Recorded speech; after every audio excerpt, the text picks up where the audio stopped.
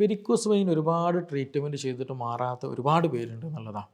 എന്തുകൊണ്ടാണ് ഇത് മാറാത്തതെന്ന് ശ്രദ്ധിച്ചിട്ടുണ്ടോ? ചില ആളുകൾക്ക് പൊട്ടി ഒലിക്കാറുണ്ട്, ചിലപ്പോൾ നല്ല വേദന വരാറുണ്ട്, നീര് വെച്ച് വരുന്ന അവസ്ഥകളൊക്കെ വരാറുണ്ട്. ഇത് കംപ്ലീറ്റ് മാറാത്തതും അല്ലെങ്കിൽ ഇത് ഒരുപാട് ആളുകൾക്ക് വരാനും സാധ്യത എന്തുകൊണ്ടാണ് ചെയ്യുകയാണെന്ന് വേറെ ഒന്നുമില്ല. നമ്മുടെ ശരീരത്തിലെ സെക്കൻഡറി ഹാർട്ട്, അതായത് രണ്ടാമതൊരു ഹൃദയം എന്നൊക്കെ വേണമെങ്കിൽ പേരിട്ട് വിളിക്കുന്ന ഒരു ഭാഗമുണ്ട്.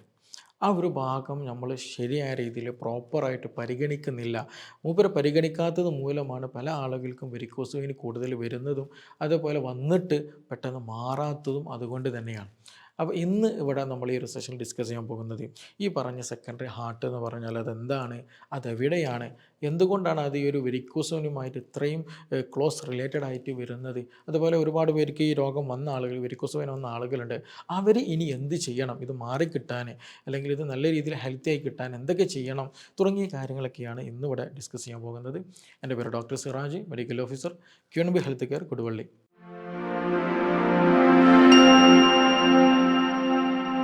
നമുക്കറിയാം വെരിക്കോസ് വെയിൻ വന്നു കഴിഞ്ഞിട്ടുണ്ടെങ്കിൽ തുടക്കത്തിൽ ശ്രദ്ധിച്ചാൽ മനസ്സിലാകും, ചെറിയ രൂപത്തിലൊരു ഞരമ്പുകളൊക്കെ അതിനടുത്ത് പൊന്തി നിൽക്കുന്നൊരവസ്ഥയായിരിക്കും ആദ്യം കാണുക, അല്ലേ?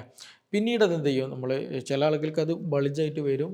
ഇനി അതും അല്ലാന്നുണ്ടെങ്കിൽ നീര് എന്ത് ചെയ്യും, നല്ല രീതിയിൽ നീർക്കെട്ട് വരിക, അതുപോലെ രാത്രിയൊക്കെ കിടക്കുന്ന സമയത്ത് മസിലുകൾ കോച്ചിപ്പിടുത്തം ശരീരത്തിൽ നല്ല രീതിയിൽ വരിക. കുറച്ചും കൂടി കഴിഞ്ഞ് ചിലപ്പോൾ എന്ത് ചെയ്യും, നമ്മുടെ ആ ഒരു സ്കിന്നൊക്കെ നല്ല ഡാർക്കായിട്ട് കറിവാളിച്ചിട്ട് കറുത്ത പുള്ളിക്കുത്തുകളും അല്ലെങ്കിൽ നല്ല തിക്നെസ് ആയിട്ട് നല്ല കട്ടി കൂടിയിട്ടുള്ള സ്കിന്നൊക്കെ ആയിട്ട് വരും, കറുത്ത് വരുന്നൊരവസ്ഥ വരിക. ഇനി അതും അല്ലെങ്കിൽ ചില ആളുകൾക്ക് എന്ത് ചെയ്യാറുണ്ട്, തരിപ്പ് വരിക, കാലിനടിയിലൊക്കെ എന്തെങ്കിലും നല്ല രീതിയിൽ തരിപ്പും ഒരു പുകച്ചിലും വേദനയൊക്കെ ആയിട്ട് അങ്ങനെയും കണ്ടുവരാറുണ്ട്. അത് കൂടുതലായി കഴിഞ്ഞാൽ എന്ത് ചെയ്യും, നീരൊക്കെ വേദനയൊക്കെ വന്നു കഴിഞ്ഞിട്ടുണ്ടെങ്കിൽ അത് നമ്മളറിയാതെ പൊട്ടിപ്പോകുന്നു. വെരിക്കോസ് വെയിൻ അങ്ങനെ പ്രത്യേകത ഉണ്ട്. നമ്മളെന്തെങ്കിലും വീട്ടിലത്തെ ജോലി കാര്യങ്ങളൊക്കെ അതിനെ എടുത്ത് നടക്കുകയായിരിക്കും. അപ്പോഴേക്കും ചിലപ്പോൾ എന്തോ ഒരു നനവ് പോലെ എന്തോ ഒരു ഒട്ടിപ്പിടിക്കുന്ന പോലെ, അപ്പോൾ നോക്കുമ്പോൾ ഓക്കെ, കാല് മുഴുവനും ചിലപ്പോൾ നല്ല ബ്ലഡ് ഉണ്ടായിരിക്കും എന്നുള്ളതാണ്. അപ്പോൾ നമുക്കതൊരു പെയിനായിട്ട്, അത്രയും ബ്ലഡ് പോയാലും ചിലപ്പോൾ എന്തായിരിക്കില്ല, ഒരു വേദനയായിട്ട് നമുക്കത് ഫീൽ ചെയ്യില്ല എന്നുള്ളത് തന്നെയാണ്. അപ്പോൾ ഈ ഇതാണ് ഒരു മെയിനായിട്ടൊരു പ്രയാസമായിട്ടുള്ളത്. പിന്നെ മാത്രമേ അവിടെ മുറിവായി കഴിഞ്ഞാൽ പിന്നെ എന്താ ചെയ്യും, ഈ നീരൊക്കെ വന്നാൽ ചിലപ്പോൾ നല്ലോണം ചൊറിഞ്ഞ് പിന്നെ പൊട്ടി പിന്നെ മുറിവ് ഉണങ്ങാതെ വെരിക്കോസ് അൾസറിലേക്കും ആകുന്ന ഒരവസ്ഥ വരാറുണ്ട് എന്നുള്ളതാണ്. അപ്പോൾ ഞാനിത് പറയാൻ കാരണം, എന്തുകൊണ്ടാണ് വെരിക്കോസ് വെയിൻ എന്നുള്ളത് നമ്മൾ അറിഞ്ഞിരിക്കണം. ഇത് ഇങ്ങനെ ഒരു ഉണങ്ങാത്ത മുറിവിലേക്ക് എത്തുന്ന ലാസ്റ്റ് സ്റ്റേജാണ്. അപ്പോൾ അതിലേക്ക് എത്താൻ കാരണമാകാൻ ഇത് ഇത്രയും എന്താ പറയുക, ഭയങ്കര ഡേഞ്ചർ ആകാൻ കാരണം എന്താ ചോദിക്കുകയാണെങ്കിൽ വേറെ ഒന്നുമില്ല, നമ്മുടെ കാലിലേക്ക് വന്ന രക്തം തിരിച്ചെന്ത് ചെയ്യുന്നില്ല, നമ്മുടെ ഹൃദയത്തിലേക്ക് പോകുന്നില്ല എന്നുള്ളത്. നമ്മൾ കാലിലേക്ക് എല്ലാ ശരീരഭാഗങ്ങളിലേക്കും രക്തം എത്തുന്നുണ്ട്, തിരിച്ച് ഹൃദയത്തിലേക്ക് പോകുന്നുണ്ട്, ഹൃദയത്തിൽ നിന്ന് വരുന്നുണ്ട്, തിരിച്ച് പോകുന്നുണ്ട്. ഇതിങ്ങനെ എന്ത് ചെയ്യണം, ചാക്രമികമായിട്ട് അതിങ്ങനെ നടന്നുകൊണ്ടിരിക്കണം. എന്നാലേ നമുക്ക് നല്ല എനർജി, നമ്മുടെ കാര്യങ്ങളൊക്കെ നടന്നു പോയുള്ളൂ. അത് നടക്കാതിരിക്കുന്ന സമയത്താണ് എന്ത് ചെയ്യുക, ഇങ്ങനെയുള്ള അസുഖങ്ങൾ വരാമെന്നുള്ളത്. അപ്പോൾ വെരിക്കോസ് വെയിൻ കേസ് എടുത്ത് നോക്കുകയാണെന്നുണ്ടെങ്കിൽ ഈ പറഞ്ഞതുപോലെ കാലിലേക്ക് എത്തിയ രക്തം തിരിച്ച് മുകളിലോട്ട് ഹൃദയത്തിലേക്ക് എത്തുന്നില്ല എന്നുള്ളത് തന്നെയാണ് ഇതിൻ്റെ മെയിൻ റീസൺ ഉള്ളത്. അതുകൊണ്ടാണ് കൂടുതൽ നിന്ന് ജോലി ചെയ്യുന്ന ആളുകൾക്ക് കൂടുതൽ വരിക, കൂടുതൽ അതുപോലെ പൊണ്ണത്തടി കൂടുതൽ ആളുകൾക്ക് ഇത് വരും. എന്താണ്, അപ്പോൾ ശരിയായ രീതിയിൽ മുകളിലോട്ട് പോകുന്നില്ല, ആ ഒരു തടസ്സമുണ്ട്, ഹെവിനെസ് ഒക്കെ കൂടിയിട്ടുള്ള തടസ്സം, അതാണ് അവിടെ ഒരു റീസൺ ആയിട്ടുള്ളത്. ചില ആളുകൾക്ക് ഉണ്ടാവും, ഈ ലേഡീസിന് പ്രഗ്നൻസി ആയിട്ടുണ്ടെങ്കിൽ വയറൊക്കെ നല്ല രീതിയിൽ കൂടി വന്നു കഴിഞ്ഞിട്ടുണ്ടെങ്കിൽ എന്ത് ചെയ്യും, ഈ പ്രശ്നം നല്ല രീതിയിൽ വരും എന്നുള്ളതാണ്. അതല്ലാത്ത ആളുകൾക്ക്, പോലീസുകാർക്ക്, അതുപോലെ സെക്യൂരിറ്റി നിൽക്കുന്ന ആളുകൾ, കണ്ടക്ടേഴ്സ്, കൂടുതൽ ഡ്രൈവ് ചെയ്യുന്ന ആളുകൾ, അതുപോലെ കൂടുതൽ സമയം കാല് കുത്തനെ നിൽക്കുന്ന ആരൊക്കെ ഉണ്ടോ അവർക്കൊക്കെ വെരിക്കോസ് വെയിൻ വരാനുള്ള സാധ്യതകൾ വളരെ വളരെ കൂടുതലാണ്. ഈവൻ ഇപ്പോൾ ഞാൻ ഇരിക്കുന്നുണ്ടല്ലോ, കാല് താഴോട്ടിട്ടിട്ടാണ്, അല്ലേ? നമ്മുടെ ഈ കാലിന് മുട്ടിൻ്റെ താഴ്ഭാഗം എങ്ങനെയാണ്, താഴോട്ട് ഇങ്ങനെ കുത്തനെ നിൽക്കുന്ന, ആ കുത്തനെ നിൽക്കുന്ന സാഹചര്യം ആർക്കൊക്കെ ഉണ്ടോ ഈവൻ ഡോക്ടേഴ്സിന് വരാൻ സാധ്യതയുണ്ട്. നമ്മൾ കൂടുതലായിട്ട് ചെയറും ഈ സംവിധാനമൊക്കെ വന്നതോട് കൂടിയിട്ടാണ് ആക്ച്വലി വെരിക്കോസ് വെയിൻ നമ്മളിലേക്ക് വിരുന്നെത്തിയിട്ടുള്ളത്. അപ്പോൾ ആ ഒരു നൃത്തം കണ്ടിന്യൂ ആയിട്ട് നിൽക്കുന്ന ഒരവസ്ഥ, ഇപ്പോൾ വീട്ടമ്മമാർക്ക് എന്തുകൊണ്ട് ഇത് കൂടുതൽ വരാൻ കാരണം വേറെ ഒന്നുമില്ല, രാവിലെ എഴുന്നേൽക്കുന്നത് എങ്ങനെയാണ്, പല്ല് തേക്കുന്നത് നിന്നിട്ടാണ്. അതേപോലെ ടോയ്ലറ്റ് എന്താണ്, യൂറോപ്യൻ ടോയ്ലറ്റാണ്. പണ്ട് അങ്ങനെയല്ല, നമ്മൾ കുത്തിയിരുന്ന് പല്ല് തേക്കുന്ന ഒരു സാഹചര്യം ഉണ്ടായിരുന്നു. പാത്രം കഴുകുന്നത് എങ്ങനെയാണ്, ടൈലിന് സിങ്കാണ്. പണ്ട് അങ്ങനെയല്ല, തളം കെട്ടിയിട്ട് അവിടെ ഇരുന്നിട്ട് പാത്രം കഴുകുന്ന ഒരവസ്ഥ ഉണ്ടായിരുന്നു. ഭക്ഷണത്തിന് വേണ്ടിയിട്ടുള്ള പച്ചക്കറിക്ക് അരിയുന്നത് പണ്ട് എങ്ങനെയായിരുന്നു? പലയിട്ട് നിലത്തിരുന്നിട്ട് ചമ്രം പടിഞ്ഞിട്ടൊക്കെ അരിഞ്ഞിരുന്നത്. ഇന്ന് അങ്ങനെയല്ല. ഇന്ന് നമുക്ക് സ്ലാബും കാര്യങ്ങളുണ്ട്, പിന്നെ ടേബിളുണ്ട്, അത് നിന്നിട്ട് അരിയുന്നത് അല്ലേ. ഭക്ഷണം കുക്ക് ചെയ്യുന്നത് എങ്ങനെയാണ്? പണ്ട് അടുപ്പ് നിലത്തായിരുന്നു, വിറകടുപ്പായാലും ഇതൊക്കെ ആയാലും. പക്ഷെ ഇന്നങ്ങനെയല്ല. ഇന്നെന്താണ്? പുകയില്ലാത്ത അടുപ്പ് നിന്നിട്ടാണ്. ഇനിയിപ്പോൾ അത് മാത്രമല്ല, ഇനി സ്റ്റൗവും കാര്യം വന്നിട്ട് കൂടിയിട്ട് അത് നിന്നിട്ടാണ്. അപ്പോൾ കുക്കിംഗ് നിന്നിട്ടാണ്, അത് കഴുകുന്നത് നിന്നിട്ടാണ്, അത് അരിയുന്നത് നിന്നിട്ടാണ്, ഈവൻ ഭക്ഷണം കഴിക്കുന്നത് എങ്ങനെയാണ്? പണ്ട് നമ്മൾ എല്ലാവരും വട്ടത്തിലിരുന്ന് നിലത്തിരുന്നിട്ടായിരുന്നു. ഇന്നങ്ങനെയില്ല. ഇന്ന് നമ്മൾ കസേരയിൽ ഇരുന്നിട്ടാണെങ്കിൽ പോലും ഞാൻ നേരത്തെ പറഞ്ഞ നമ്മൾ കാൽമുട്ടിൻ്റെ താഴ്ഭാഗം എങ്ങനെയാണ്? ഇങ്ങനെ കുത്തനെ നിന്നിട്ടുള്ള ഒരവസ്ഥയാണെന്നുള്ളതാണ്. അപ്പോൾ ചുരുക്കി പറഞ്ഞിട്ടുണ്ടെങ്കിൽ നമ്മുടെ ലൈഫ് സ്റ്റൈൽ കംപ്ലീറ്റ് മാറി. ഒരു സ്ത്രീ അടുക്കളയിൽ രാവിലെ കയറിയിട്ടുണ്ടെങ്കിൽ അങ്ങോട്ട് പോകുന്നു, ഇങ്ങോട്ട് പോകുന്നു, അത് ചെയ്യുന്നു, ഇത് ചെയ്ത് ഇങ്ങനെ ഓട്ടപ്പാച്ചിലാണ്. അപ്പോൾ കണ്ടിന്യൂ ആയിട്ട് വാക്കിംഗ് ആണ്, അല്ലെങ്കിൽ കണ്ടിന്യൂ ആയിട്ട് സ്റ്റാൻഡിങ് ആണ്. അപ്പോൾ അങ്ങനെ തുടർച്ചയായിട്ട് നിന്ന് കഴിഞ്ഞാൽ എന്താ സംഭവിക്കുക? ഈ ഒരു മസിലുകൾ വീക്കായിട്ട് പോകും. നമ്മുടെ രക്തം കാലിലുള്ള കാലിൻ്റെ ആ ഒരു ഭാഗത്തുണ്ടാകുന്ന രക്തം തിരിച്ച് മുകളിലോട്ട് പോകാൻ സാധ്യത കുറയും. അവിടെ വെസലുകൾ വീക്കായിട്ട് വരും, രക്തക്കുഴലുകൾക്ക് വീക്ക്നെസ് വരും. അങ്ങനെ വന്നു കഴിഞ്ഞാൽ എന്താ സംഭവിക്കുക? സ്വാഭാവികമായിട്ടും ആ രക്തക്കുഴലിൽ രക്തം കൂടുതൽ കെട്ടി നിൽക്കുന്ന അവസ്ഥ വരും. രക്തം കെട്ടി നിന്ന് കഴിഞ്ഞാൽ സ്വാഭാവികമായിട്ട് എന്ത് ചെയ്യും? അതിന് ചുറ്റുവട്ടത്തേക്ക് നീര് വെക്കാൻ തുടങ്ങും. നീര് വച്ച് കഴിഞ്ഞാൽ എന്താ സംഭവിക്കുക? അവിടെ ചൊറി വരും. ചൊറി വന്നു കഴിഞ്ഞാൽ ചിലപ്പോൾ അത് പൊട്ടും, മുറിവായിട്ടൊക്കെ വരും. ഇനി അതുമല്ല എന്നുണ്ടെങ്കിൽ നമ്മൾ ഒരു മൈനർ രക്തോട്ടം കുറഞ്ഞതാട്ടോ നമ്മുടെ കാലുകളിലേക്ക് അങ്ങനെ വന്നു കഴിഞ്ഞാൽ ഈ പറഞ്ഞതുപോലെ ആ ഒരു കാലിൻ്റെ ഭാഗത്തൊക്കെ കറുത്ത അടയാളങ്ങൾ വരാൻ തുടങ്ങും. രക്തോട്ടകം ചെറിയ ചെറിയ വെസലുകളിലൊക്കെ എന്തെങ്കിലും ബ്ലോക്ക് വന്നിട്ട് രക്തക്കൊഴലുകളൊക്കെ അടഞ്ഞു പോകുന്ന അവസ്ഥ വരികയും, തരിപ്പ് വരിക, സെൻസേഷൻ കുറയുക, മുറിവ് ഉണങ്ങാത്ത അവസ്ഥകൾ വരിക, ഇങ്ങനെ വിവിധങ്ങളായിട്ടുള്ള പ്രയാസങ്ങൾ വരും എന്നുള്ളതാണ്. അപ്പോൾ സിമ്പിളായിട്ട് പറഞ്ഞിട്ടുണ്ടെങ്കിൽ നമ്മുടെ കാൽഭാഗത്തുള്ള രക്തങ്ങൾ തിരിച്ച് ശരിക്കും പോകാത്തത് കാരണം അതാണ് എന്തിന് റീസൺ? ഈ പറഞ്ഞിട്ടുള്ള വെരിക്കോസ് വെയിൻ. അതുകൊണ്ടാണ് നിങ്ങൾ കാല് മുകളിലോട്ട് വെക്കണം, എക്സസൈസ് ചെയ്യണം എന്ന് പറയുന്നത്. കാരണം എന്താണ്? കാല് മുകളിലോട്ട് കയറ്റി വെക്കുമ്പോൾ എന്താ സംഭവിക്കുക? രക്തം മുകളിലോട്ട് താഴോട്ട് എന്ത് ചെയ്യും? മുകളിലേക്ക് കാലിങ്ങനെ നമ്മുടെ ഹൃദയത്തിൻ്റെ ഒരു ലെവൽ കുറച്ച് ഹൈറ്റ് കൂട്ടി വെച്ചാൽ തന്നെ എന്ത് ചെയ്യും? കുറച്ചുകൂടെ കഴിയുമ്പോൾ ആ നീരൊക്കെ വലിഞ്ഞു പോകണ കാണാൻ പറ്റും എന്നുള്ളതാണ്. ആ ഒരു വേദനയും കടച്ചിലൊക്കെ നല്ല മാറ്റം ഉണ്ടായിരിക്കും. അതെന്തുകൊണ്ടാണ്? അത് വേറെ ഒന്നുമില്ല, അതങ്ങനെ വെക്കുമ്പോൾ താഴോട്ട് രക്തം വരും. അതേപോലെ തന്നെ പറയാറുണ്ട്, ഈ നിങ്ങൾ ഉഴിയുന്ന സമയത്ത് വേദന വന്നാൽ ഒഴിയുമല്ലോ ചില ആളുകൾ. അപ്പോൾ വേദന വന്ന് നിങ്ങൾ ഉഴിയുമ്പോൾ താഴോട്ട് ഒഴിയരുത്. താഴോട്ട് കഴിഞ്ഞാൽ വീണ്ടും അവിടെ നീര് കൂടെയുള്ളൂ. മുകളിലോട്ട് ഒഴിയണമെന്ന് പറയാറുണ്ട്. എന്താ കാരണം? വേറെ ഒന്നുമല്ല, അവിടെ കെട്ടിക്കിടക്കുന്ന രക്തം എന്ത് ചെയ്യണം? മെല്ലെ മെല്ലെ മുകളിലോട്ട് പോകാനുള്ള ഒരു സാഹചര്യം ഉണ്ടാക്കി കൊണ്ടുവരാമെന്നുള്ളതാണ്. അപ്പോൾ ഈ ഒരു രക്തം പമ്പിങ്ങിലുള്ള ഒരു പ്രശ്നമാണ് യഥാർത്ഥത്തിൽ ഇതിൻ്റെ ഒരു ബേസിക് റീസൺ എന്ന് പറയുന്നത്.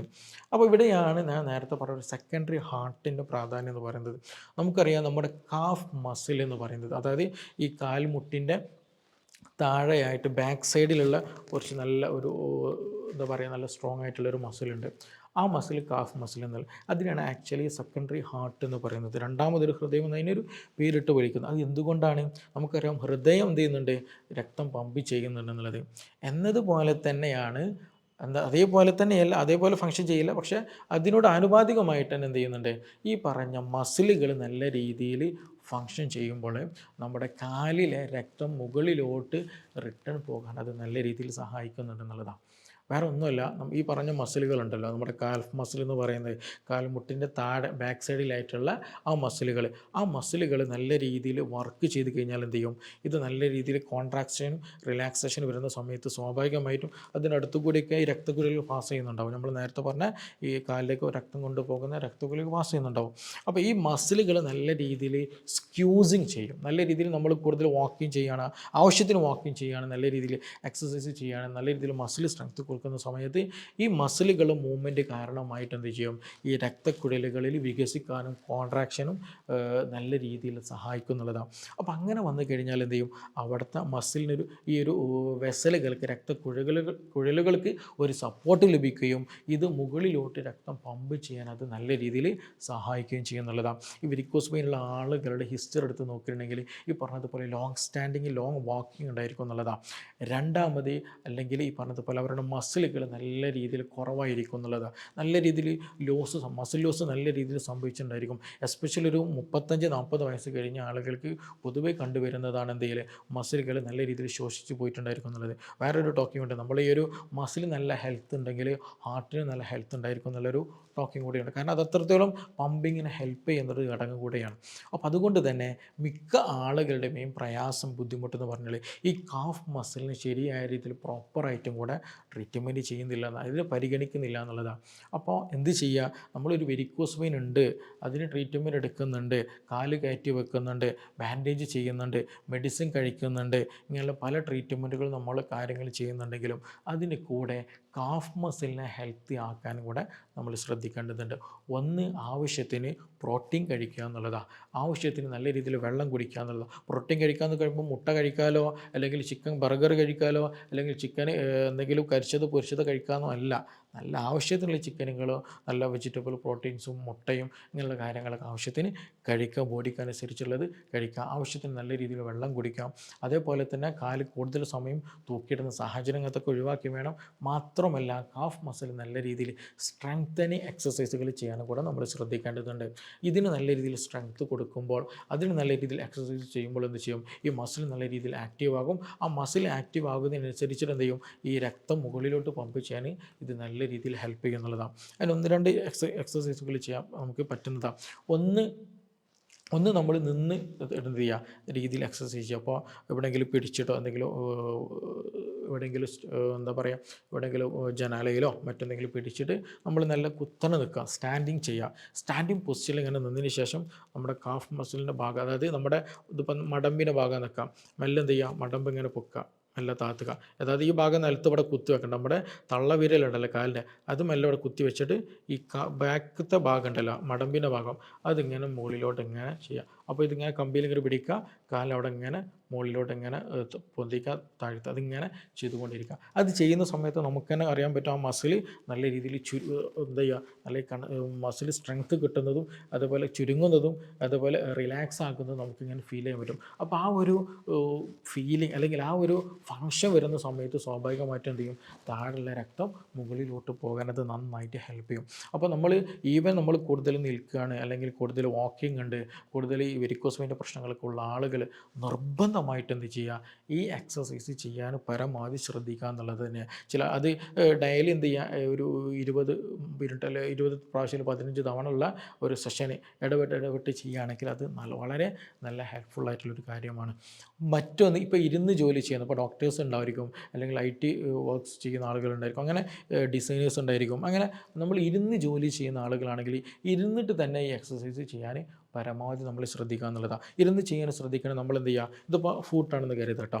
അപ്പോൾ ഇത് ആദ്യത്തെ തവണ എന്ത് ചെയ്യുക, ഇത് നമ്മുടെ മടമ്പിൻ്റെ ഭാഗമുണ്ട് കാലിൻ്റെ. അപ്പോൾ ഇതെന്ത് ചെയ്യുക, ആദ്യത്തെ തവണ നമ്മൾ മടമ്പ് ഇവിടെ വെച്ചിട്ട് ഇത് മെല്ലെ പൊക്കുക, കാലിൻ്റെ ഫ്രണ്ട് ഭാഗം ഉണ്ടല്ലോ അത് മെല്ലെ പൊക്കുക, എന്നിട്ട് മെല്ലെ താത്തുക.